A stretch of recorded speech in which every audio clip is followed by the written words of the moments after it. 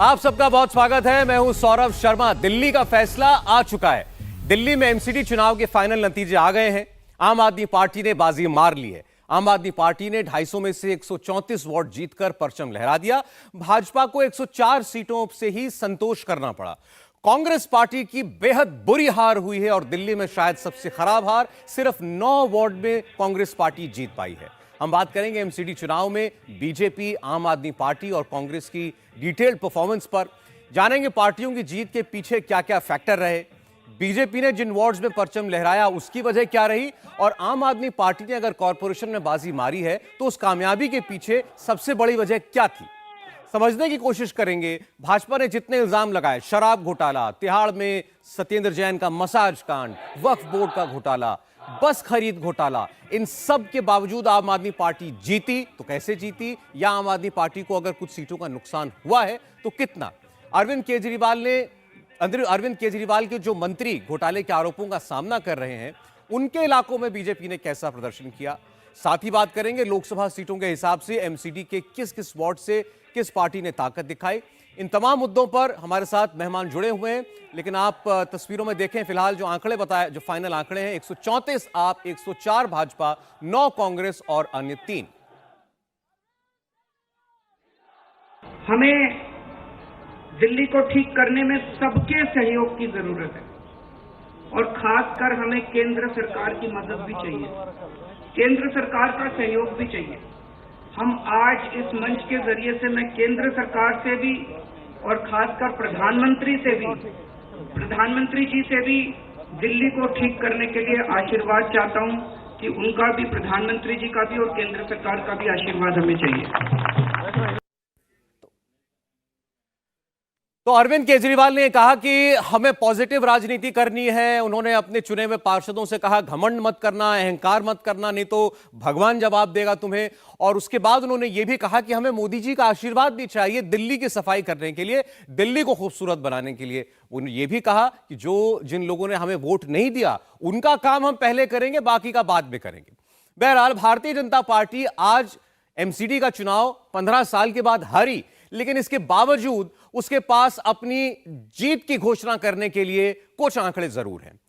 BJP इस बात से संतोष ले रही है, पहली बात कि जितने एग्जिट पोल हुए सब में उसकी बहुत खस्ता हालत बताई गई थी, 70 से भी कम सीटें आएंगी बताया गया था, लेकिन वो 100 के पार पहुंची।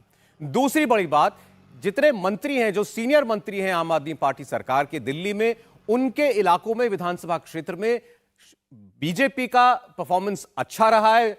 उदाहरण के तौर पर शकूर बस्ती की बात कीजिए, सत्येंद्र जैन यहां से विधायक हैं, 3 सीटें यहां पर, तीनों की 3 सीटें वो भारतीय जनता पार्टी जीत गई। ऐसे ही मनीष सिसोदिया की कॉन्स्टिट्यूएंसी में भी हुआ, वहां पर भी कमल ज्यादा खिला है।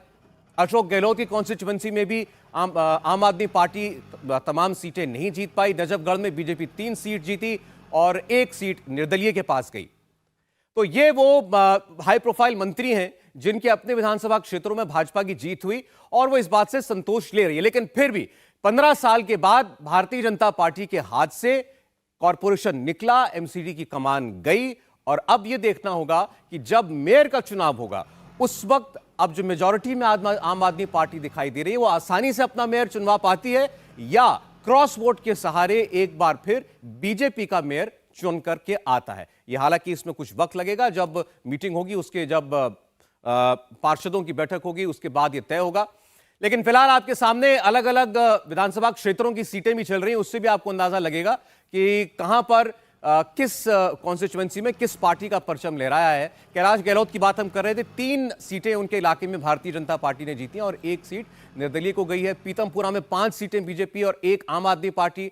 राजौरी रोहिणी में देखिए, बीजेपी 10 सीटें जीती, आम आदमी पार्टी 16 सीटें जीती है। अमानतुल्लाह खान की बात करते हैं, अमानतुल्लाह खान ओखला से चुनकर आते हैं, वहां बीजेपी को 2 सीटें मिली हैं, 1 सीट आम आदमी पार्टी ने जीती और 2 सीट कांग्रेस पार्टी ने जीती। इसे भी बीजेपी गिना रही है कि अमानतुल्लाह खान की कॉन्स्टिट्यूएंसी में भी आम आदमी पार्टी सिर्फ 1 सीट ही जीत पाई है। लेकिन फिर भी आज के इलाकों को कैसे हम एनालाइज, आज के नतीजों को कैसे एनालाइज करें, और आम आदमी पार्टी के लिए आज का दिन कितना बड़ा है, इसी पर हमारी आज की बहस होगी। मेहमान हमारे साथ थोड़ी देर में जुड़ने जा रहे हैं।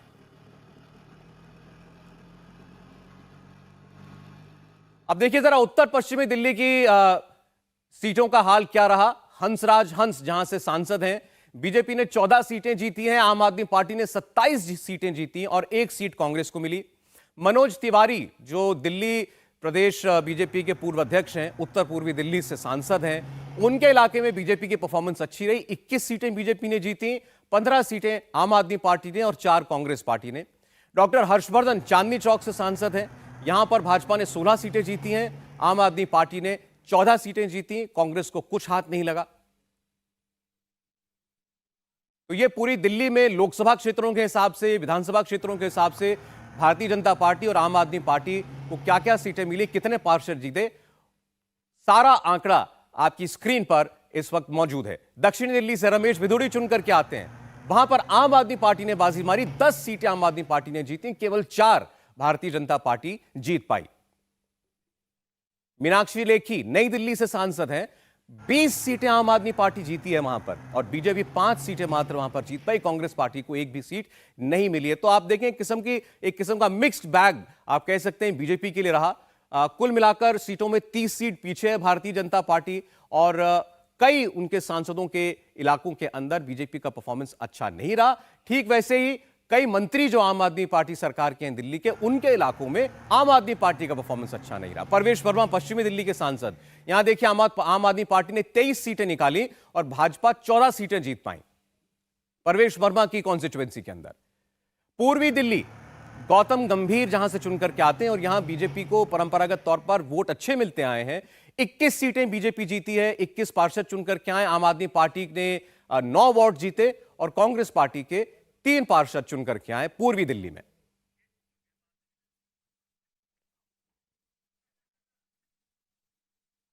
हमारे साथ मेहमान जुड़ गए, हरीश खुराना जी भारतीय जनता पार्टी से हमारे साथ हैं। खुराना साहब स्वागत है आपका। अनिल भारद्वाज जी कांग्रेस से हमारे साथ हैं।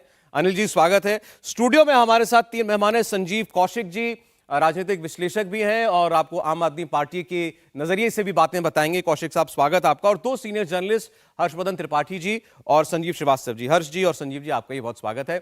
अब थोड़ी देर पहले बात हो रही थी खुराना साहब आपसे, आपने कहा बीजेपी अच्छा करेगी, उस वक्त आपको लग रहा था कि शायद मेजॉरिटी में भी भाजपा आएगी एमसीडी में, ऐसा हो नहीं पाया, लेकिन फिर भी 100 के ऊपर भारतीय जनता पार्टी की सीटें आई और अरविंद केजरीवाल अब ये कह रहे हैं कि जो जितने भी पार्षद चुनकर के आए, चाहे वो कांग्रेस पार्टी के हों, चाहे भाजपा के हों, चाहे निर्दलीय हों, हमें सबका साथ चाहिए, दिल्ली को अच्छा बनाना है, हमें मोदी जी का भी साथ चाहिए। देखिए, निश्चित तौर के ऊपर सबसे पहले तो जिन लोगों ने भारतीय जनता पार्टी को वोट किया उनका हम तहे दिल से धन्यवाद करते हैं। और ये बात ठीक है कि हम कुछ सीटों से रह गए, लेकिन मैं पॉजिटिव आदमी हूं और पॉजिटिविटी ये है कि हमने एक मॉरल विक्ट्री जरूर अर्जित करी। और जब मैं ये कह रहा हूं उसका कारण है, याद करिए अरविंद केजरीवाल साहब एक नोट लेके पब्लिक के सामने आते हैं और कहते हैं कि मैं भारतीय जनता पार्टी सिर्फ 20 सीटें आएंगी और आम आदमी पार्टी 230 सीटें लेके आएगी। याद करिए, मैं लिख के देता हूं, क्या हुआ उस लिखित का। और जो बातें होती थी कट्टर ईमानदार लोग, कट्टर ईमानदारी का हालत ये रही कि मनीष सिसोदिया सो कॉल्ड कट्टर ईमानदार मंत्री अपनी सीटें हार गया। सत्येंद्र जैन जो व्यक्ति कट्टर ईमानदार, जिसने सिखाया कि जेल के अंदर से कैसे एक रेपिस्ट फिजियोथेरेपिस्ट बन जाता है, वो अपनी सीटें हार जाता है। उस पर अरविंद केजरीवाल साहब चुप है, कुछ नहीं बोल रहे, ये उनके ऊपर है।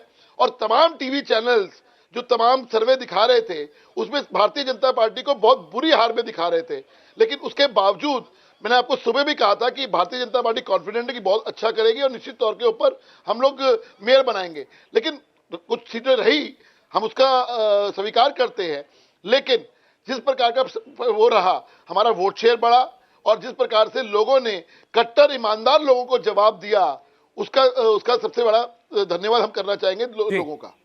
नहीं, अच्छा पहले मेयर वाली बात ही क्लियर कर दीजिए, अब तो मेयर बनाने की जिद छोड़ दी ना आपने, या 104 के साथ भी मेयर बनाएंगे?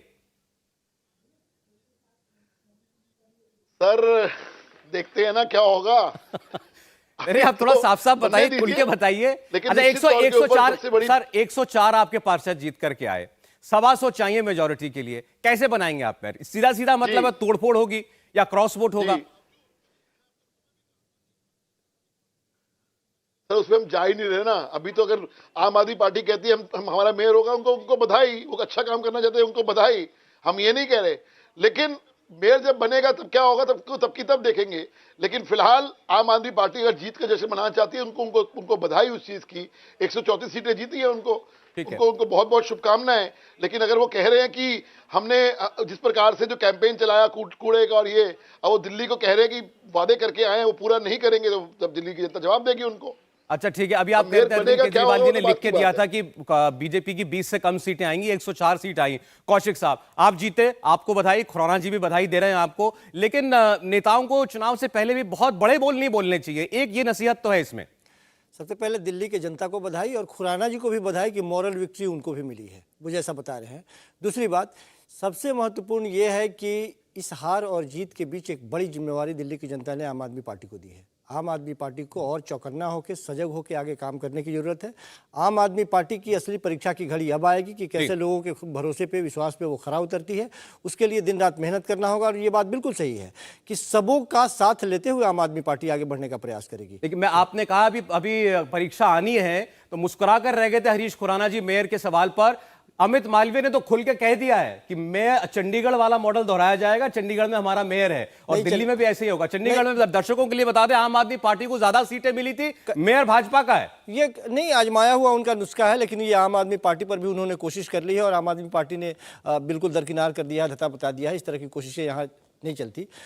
सबसे महत्वपूर्ण मैं बार बार कह रहा हूं कि आम आदमी पार्टी ने जिस तरह से, लेकिन नींदें जरूर उड़ेंगी सौरभ जी सौरभ, जब तक मेयर नहीं बनेगा इनकी नींदें जरूर उड़ेंगी। ये बात निश्चित लिख लीजिएगा। एक बात सौरभ जी, एक बात, ये लोग जब तक इनका मेयर नहीं बनता तब तक इनकी रातों की नींदें जरूर हराम होंगी।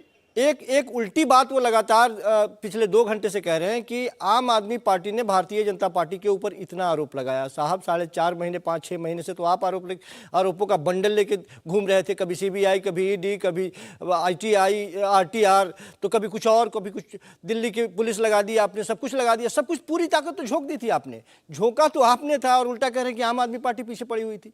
आप चाह रहे थे कि एक पार्टी की छवि खराब करके अपनी स्थिति मजबूत करें और कम से कम एमसीडी में काबिज रहें। आपके सारे उन आरोपों की हवा दिल्ली की जनता ने निकाल दी है, आम आदमी पार्टी ने नहीं निकाली है। दिल्ली की जनता ने एक सिरे से खारिज कर दी है और ये लकीर इतनी लंबी खींचेगी कि आने वाले दिनों में अब अलर्ट आपको रहना है और हर जगह आम आदमी पार्टी आपको टक्कर देने के लिए तैयार खड़ी है। नहीं, अब लकीर कितना लंबा खींचेगा? अभी तो मैं जैसे पहले कह रहा था 20 सीट भाजपा को नहीं मिलने वाली, अरविंद केजरीवाल जी का ये दावा था।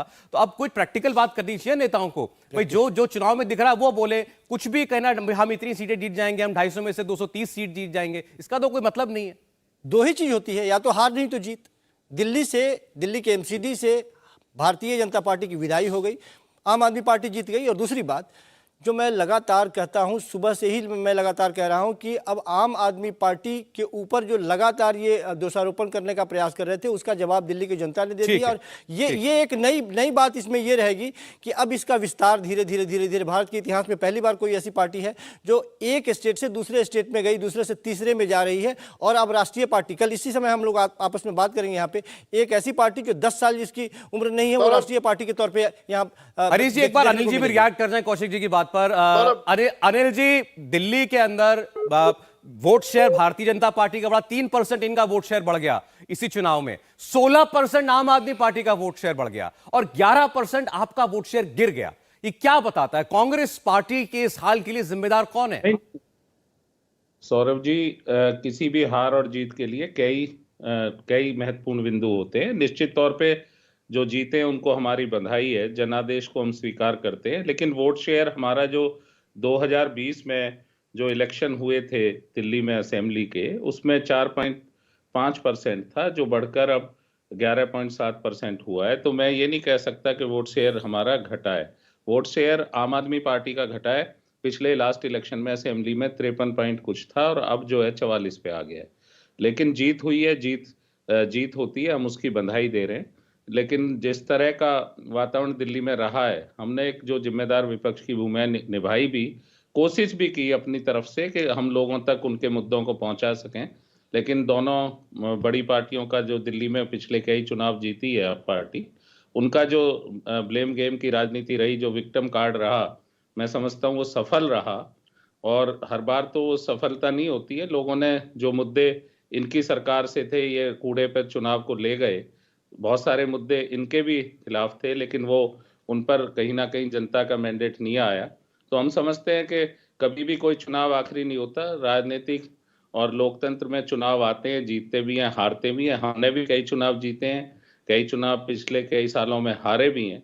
तो हम कोशिश करेंगे अपना विश्लेषण करके जो हमारी कमियां रही संगठनात्मक स्तर पर, हम अपनी बात नहीं पहुंचा पाए, और जो जीते हैं उनसे उम्मीद रखेंगे कि जैसा उन्होंने भाषण में कहा है श्री केजरीवाल जी ने कि सबका साथ भी लेंगे, और बहुत सारी चीजें जो वो मानते हैं कि उनको छोड़कर, नेगेटिव पॉलिटिक्स को छोड़कर कुछ अच्छा करेंगे, तो दिल्ली उस बेहतरी के लिए इंतजार करेगी। क्योंकि उनकी सरकार ने तो 8 साल में मुझे नहीं लगता ऐसा कुछ किया जो दिल्ली की बेहतरी के लिए हो। जी। हाँ, चुनाव वो जीते, अब जो जीते हैं उसको हम स्वीकार करते हैं। ये आज की स्थिति है कि दिल्ली में जो मुद्दे थे, पॉल्यूशन का जो हाल है, जनता ने उस पे मुझे नहीं लगता कि मैंडेट दिया। जो हाल डीटीसी बसों को कम होने का है, अलग अलग स्तर पर जिस तरह शराब पहुंची दिल्ली के लोगों तक, जिन वार्डों में कभी शराब के ठेके नहीं थे, 16 विधानसभा ऐसी थी, जी। उसके बाद लोगों ने वोट किया है। तो हम स्वीकार कर रहे हैं जनादेश को, जनता की अदालत का फैसला लोकतंत्र में मान्य है, और कांग्रेस पार्टी अपनी ओर से बधाई भी दे रही है उन्हें जीतने की। चलें, ठीक है। अब सारी पार्टियों की जो परिस्थिति रही इस चुनाव में वो आपके सामने है, वोट में भी आपने देख लिया। संजीव जी, इस चुनाव में रियल विनर और रियल लूजर वो कौन है? क्योंकि आम आदमी पार्टी के पास संख्या है, वो तो जीते ही हैं। भाजपा भी इसको अपनी जीत बताती है कि हम भी 100 के पार पहुंच गए हैं। कांग्रेस पार्टी के बारे में जैसा हमने कहा, अभी अनिल जी ने तुलना उसकी पिछली विधानसभा से कर दी, लेकिन अगर आप कॉर्पोरेशन टू कॉर्पोरेशन चुनाव देखें तो 10% वोट गिर गया इनका। कि सबसे बड़ी लूजर एक बार फिर से कांग्रेस पार्टी। अनिल भारद्वाज बहुत ही एक सुलझे हुए और पुराने नेताओं में से हैं दिल्ली के कांग्रेस पार्टी के, तो उन्होंने उस बात के गरिमापूर्ण ढंग से पेश करने की कोशिश की। लेकिन देखिए आप ये 2013-14 से ये ट्रेंड देख रहे हैं हम कि कांग्रेस का जिस तरह से कैपिचुलेशन होता है, कांग्रेस जिस बुरी तरह से सिमटती है, उसका फायदा आपको मिलता है, नुकसान बीजेपी को उससे भी ज्यादा हो जाता है। क्योंकि एक तरफा वोट पड़ता है। जैसे हम गुजरात की बात कर रहे हैं कि वहां opposition non BJP vote split है, तो यहां नॉन आप वोट स्प्लिट नहीं हो पाता। बीजेपी अपना वोट शेयर कमोबेश रिटेन करती है, लेकिन आपको इतनी जबरदस्त बढ़त इसलिए मिलती है कि कांग्रेस की जैसे लुटिया डूब चुकी है दिल्ली के अंदर, जो कि बहुत ही एक हैरान की बात है। नंबर 2, क्लियरली सबसे बड़ा विनर आप पार्टी है। उसने एक मजबूत अपनी स्थिति उपस्थिति वापस से दर्ज कराई है दिल्ली में, और राष्ट्रीय पार्टी के दरवाजे पे खड़े होकर दस्तक दे रही है। कल गुजरात के चुनावों के बाद किस तरह के कितना परसेंटेज वोट आता है, और कांग्रेस के लिए बहुत बड़ी खतरे की घंटी बनती जा रही है आप पार्टी। चाहे अभी उनकी दक्षिण में प्रेजेंस नहीं है, लेकिन जहां जहां वो बीजेपी के सामने अपने को अकेला पाती थी, वहां आप घुसपैठ कर रही है। क्षेत्रीय दल छोड़ दीजिए, दक्षिण के दल छोड़ दीजिए, उनके अलावा हर जगह आप पार्टी घुसने की तैयारी में, और कांग्रेस के पास एक समुचित उत्तर नहीं है। बीजेपी वाले, कल मेरी एक बड़े नेता से बात हो रही थी, बीजेपी वो खुद ये स्वीकार कर रहे थे कि आप पार्टी जिस तरह से नैरेटिव बिल्ड करती है, हम अपने को बड़ा नैरेटिव बिल्ड करने का धुरंधर मानते हैं, लेकिन उनके सामने कहीं ना कहीं 19 पड़ते हैं। तो ये एक प्रॉब्लम है। तो आप पार्टी के लिए बड़ी जीत, बड़ा पोटेंशियल खुलता है उनके लिए राष्ट्रीय संदर्भ में। और एक जो ऐसी एक दिलचस्प बात दिमाग में आ रही है, वो कितनी बीजेपी कांग्रेस मुक्त भारत करने की बात करती थी, लेकिन असली कांग्रेस मुक्त भारत की थ्रेट आप पार्टी बन के उभर रही है, जिससे कि बीजेपी भी नर्वस है। क्योंकि दरअसल तो वो चाहते नहीं कांग्रेस मुक्त, वो तो चाहते कांग्रेस एक विपक्षी दल की तरह रहे, कमजोर रहे उनके मुकाबले। लेकिन ये आप उनका गेम प्लान डिसरप्ट करने की, अभी डिफीट करने की स्थिति में नहीं आई है, लेकिन डिसरप्ट करने के प्रयास में काफी आगे बढ़ रही है तेजी से। देखिए, जब आम आदमी पार्टी ये कहती है कि पहले हम पर ये तोहमत थी, हमारे बारे में कहा जाता था हम केवल कांग्रेस का वोट जो है वो खाते हैं, या हम कांग्रेस के स्पेस को जो है वो श्रिंक कर रहे हैं, अपने में मिला रहे हैं। आज वो ये दावा कर रहे हैं कि हमने हेड ऑन बीजेपी से टक्कर लेके पहली बार बीजेपी को भी हराया है। और इस बात में कुछ सच्चाई नजर भी आती है हर्षवर्धन जी।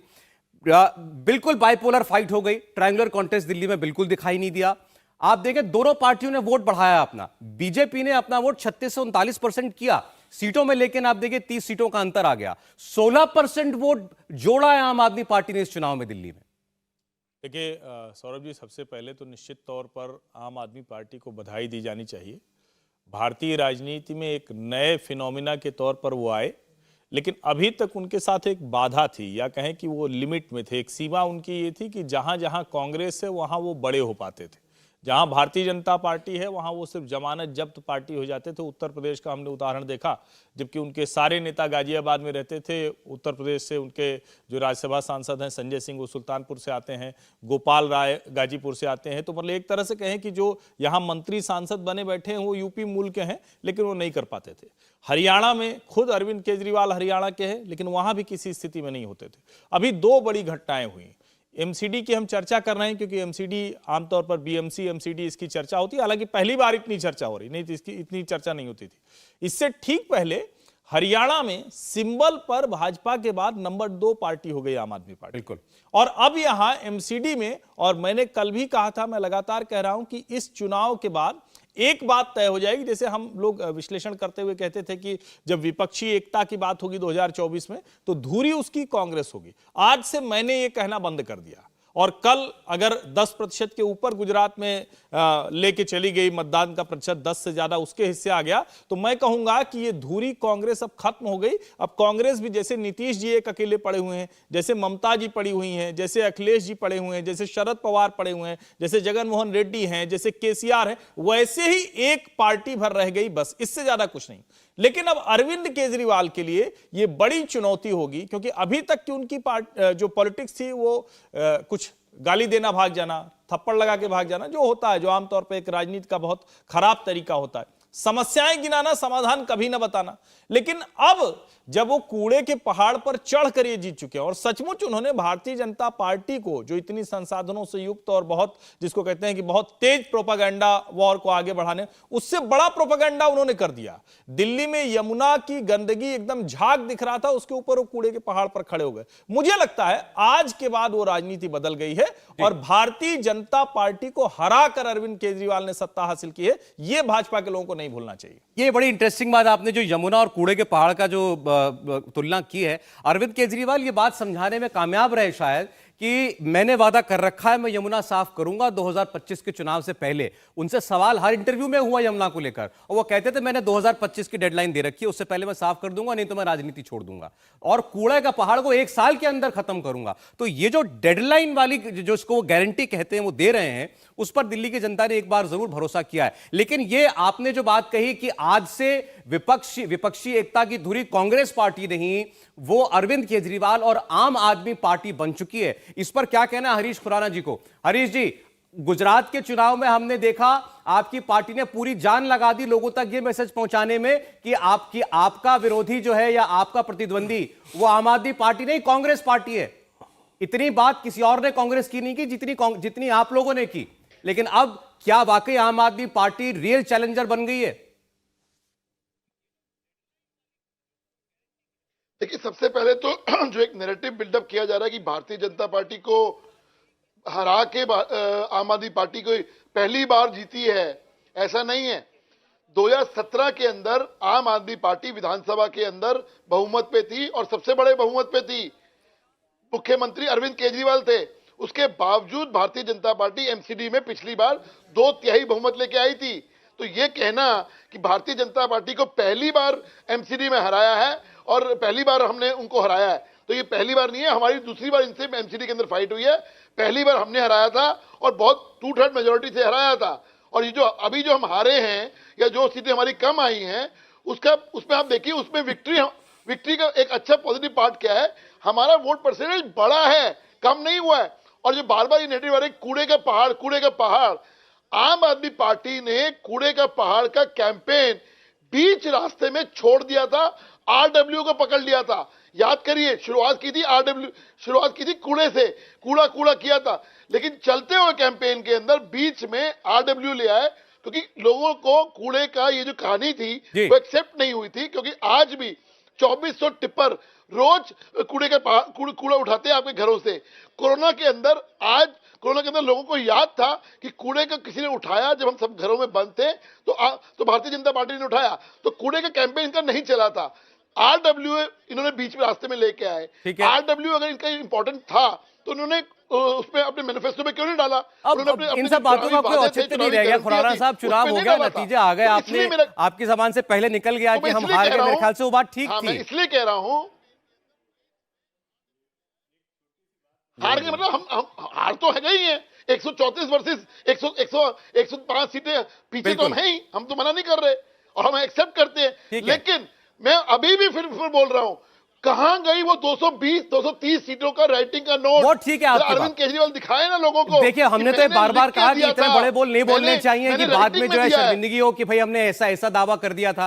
वो जीत गए, ठीक है। ये भी बात ठीक है कि आपने भी अपना वोट शेयर बढ़ाया। आपके और आम आदमी पार्टी के बीच में 3% वोट का ही फर्क है। लेकिन आप ये देखें ना कि आपने 3% बढ़ाया तो दूसरे वाले ने कितना बढ़ाया? अब वो कांग्रेस का वोट था, चाहे किसका वोट था तो दिल्ली वाले का वोट।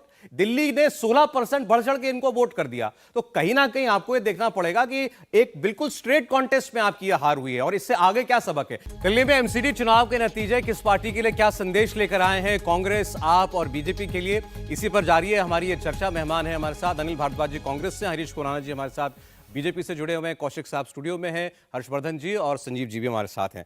अनिल भारद्वाज साहब, अभी जो ब्रेक से पहले बात हर्षवर्धन जी कह रहे थे उस पर आपका रिएक्शन चाहता हूं कि क्या अब वाकई में ऑपोजिशन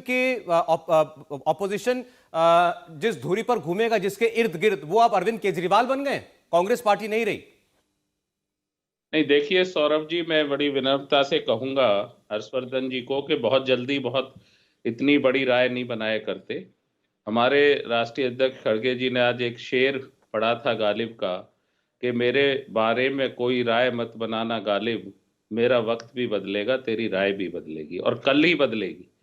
मैं कह रहा हूं त्रिपाठी जी से जिम्मेदारी से कि कल के नतीजे जब वो देखेंगे तो शायद उनकी राय फिर बदलेगी। तो इतनी जल्दी राय नहीं बनाना चाहिए। और अभी जिस तरह की चुनौतियां हैं सामने, जो वायदे करके गारंटी की बात भी चल रही थी, जो हरीश जी कह रहे थे गारंटी बहुत दी है उन्होंने, अपनी गारंटियों पे शायद चुनाव को वो नहीं ले जा पाए हम लोग उनके अपनी गारंटियों पे। उन्होंने तो रायशुमारी की बात की थी, दिल्ली में टिकटों में भी रायशुमारी की बात की थी, किस तरह टिकटें बटी, शराब के ठेकों पे रायशुमारी की बात की थी, किस आरडब्ल्यूए ने कहा मेरे यहाँ ठेके खोल दीजिए। मैं समझता हूँ एक भी आरडब्ल्यूए ने दिल्ली में नहीं कहा। लेकिन आज ठीक है, एक नैरेटिव सेट हो गया, इलेक्शन जो है वो धुरी बन गई, उसमें हमारे जो मुद्दे थे दिल्ली के, उन्होंने तो ये भी कहा था कि 49 दिन की सरकार जो है वो मैं इसलिए सौंप रहा हूँ जनता को, दोबारा मैं मैंडेट मांगूंगा और 2/3 मेजोरिटी देना, मैं जन लोकपाल लाऊंगा। कहाँ है जन लोकपाल उनका? बहुत बहुत सारे मुद्दे हैं जो गारंटियां उन्होंने अपने शासन के लिए की थी, उनमें वो कहीं आसपास भी नहीं है। ये ठीक है कि जब आप चुनाव जीतते हैं तो जीत बड़ी होती है, आज जीत का दिन है, हम वो जश्न मना रहे हैं, हम उन्हें उस जश्न अच्छा ठीक, आपकी बात पर हर्षवर्धन जी जवाब दे रहे हैं दोबारा, जी बोलें। देखिए अनिल जी, सबसे पहले तो ये कि हम पत्रकार हैं, विश्लेषक हैं, निश्चित तौर पे कल को कांग्रेस पार्टी अच्छा करेगी तो उसके हिसाब से विश्लेषण करेंगे। हमारा काम ही यही है, मूल काम हमारा यही है। लेकिन मैंने जब अपनी बात कही तो उसमें एक बात जोड़ी थी। मैंने कहा कि ये समस्या बताते हैं, समाधान नहीं करते हैं। यमुना गंदी है लेकिन कूड़े के पहाड़ पर चुनाव लेके चले गए, भारतीय जनता पार्टी को नैरेटिव में हरा दिया। कांग्रेस पार्टी अगर गुजरात में ये वोट प्रतिशत, इनका मत प्रतिशत बढ़ जाता है तो पूरी तरह से परिदृश्य से गायब हो जाएगी। अब सवाल यहां मेरा ये आपसे है, और पता नहीं आप इसका जवाब दे पाएंगे या कोई भी दे पाएगा या नहीं। कांग्रेस में राजनीति में जब इतनी गहमागहमी हो, उसके बीच में भारत जोड़ो यात्रा की तपस्या, खड़गे जी का शेर वेर अच्छा है, संसद में बोल रहे हैं, राज्यसभा लोकसभा में लोग सुनेंगे तो उस पर मेजें थपथपाई जाएंगी। लेकिन क्या इन शेरों से और इस तरह की तपस्या से भारत की राजनीति में कुछ हासिल हुआ है किसी को, या आप कुछ हासिल कर पाएंगे? क्योंकि यहां तो स्थिति ये थी कि मीटिंग बुलाई गई कांग्रेस की, सबने समझा के रही तो नोटिफिकेशन आ गया है नगर निगम का तो उस पे होगी। वहां पहुंचे तो खुद कांग्रेस के पदाधिकारियों के लिए आश्चर्य का ठिकाना नहीं रहा जब वहां कहा गया कि भाई भारत जोड़ो यात्रा अच्छे से चले, इसके लिए आपको बुलाया गया है। बताइए अनिल जी। और जहां चुनाव है वहां नहीं गई यात्रा। जिम्मेदारी से आपको कह सकता हूं त्रिपाठी जी कि जिस मीटिंग के लिए आपने जिक्र किया, मैं उस मीटिंग में मौजूद था और वो मीटिंग भारत जोड़ो यात्रा के ही संदर्भ में बुलाई गई थी। मैं आपसे फिर ये निवेदन कर रहा हूं, मैंने बड़ी विनम्रता से आपसे कहा कि कोई भी सोच तय करने से पहले बहुत आगे जाना होता है। मैंने कहा कि हमने भी बहुत चुनाव जीते हैं।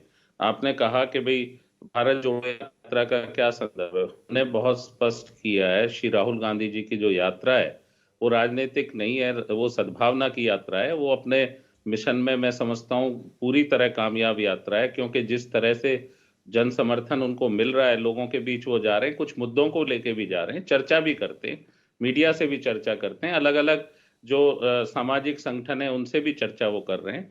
तो मैं समझता हूं कि किसी एक चुनाव से, दिल्ली के एक चुनाव से या किसी स्टेट के चुनाव से उसको जोड़ के नहीं देखा जाना चाहिए। वो एक विशुद्ध रूप से एक सद्भावना यात्रा है जिसकी जरूरत कहीं ना कहीं हम ये महसूस करते हैं। आप क्या अनिल जी ये सोचते हैं, बताइए, उस पे किस चीज से जोड़कर देखें ये फिर?